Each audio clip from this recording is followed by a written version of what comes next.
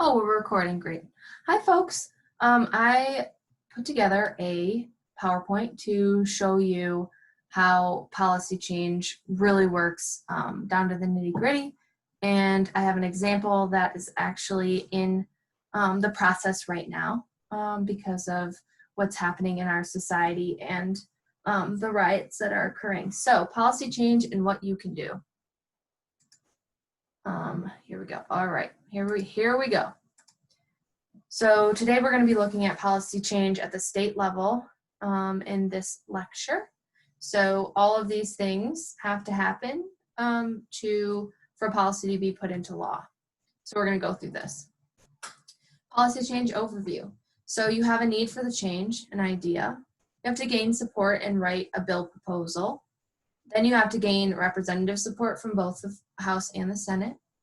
Then it goes through the committee that introduced the bill. Then it has to have financial approval, then a full House or Senate vote, and then it goes from whichever to the other. So if it started in the Senate, it'll go over to the House, or the House to the Senate, and it has to go to the first committee for approval, financial approval, then the full House or Senate vote, and then the governor for signature. So after passing through the House and the Senate, the bill goes in front of, here in Colorado, Governor Polis to be signed into law. This is a picture of him signing into law a bill that we were working on the NASW about this time last year, or a bill with the NASW and many other folks, as you can see here. So at what points on this timeline can you participate in? All of them. So the need for change, idea, again, like I said, every single point you can help with. Here's how. So the need for change. Right now, riots are a really good example. We saw a terrible murder. A lot of people saw it on social media and were aware of it. And so there then was an idea for change. We need police reform, among other things. But that's what I'm going to talk about right now. So the idea for change is police reform. Gain support. Well, that's every state, I think, and like 13 other countries yesterday participated in the riot. There's a lot of support backing the need for reform. A bill proposal. You have to get representative support. And how you can do this is talk to your representatives, email, call them, join the NASW, and tell your leadership that you would like their lobbyists to support the bill. Then it goes to a committee for approval. So the committee that it is introduced at, you can communicate with the committee members by email, phone. You can testify at the committee hearing. And there's a lot of things you can do at this point. Then it goes to another financial or appropriations committee. You can also testify and communicate with the people that are on the representatives that are on the committee. Then it goes to a full House or Senate vote, like we talked about. And in this case, you also communicate with your representatives and ask them to vote for the bill that's being proposed. Then it'll flip. It'll either go from the Senate to the House, House to the Senate, and then you need to do the exact same thing over again. Communicate with your representatives, testify, make your voice heard. And let's keep going. So it does that, it goes through that again. And then you have the full House or Senate vote. So communicate again with your the people that you voted in. And then it goes to the governor for signature. So you also need to communicate with the governor's office and ask and say why this is important, why the governor should sign it, aside from the fact that it did go through the Senate and the House.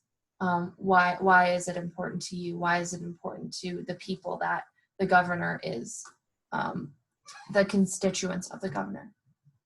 So, a couple things. Vote for the people who support what you care about. If we go back, the people that you vote for are here, here, here, here, here, here, here, here, here, all of it. Through the whole process, it's people that you vote for. So your vote matters. Help others vote. And then join a professional organization or support one, because the professional organization usually has similar values and to the work that you do and the importance of that.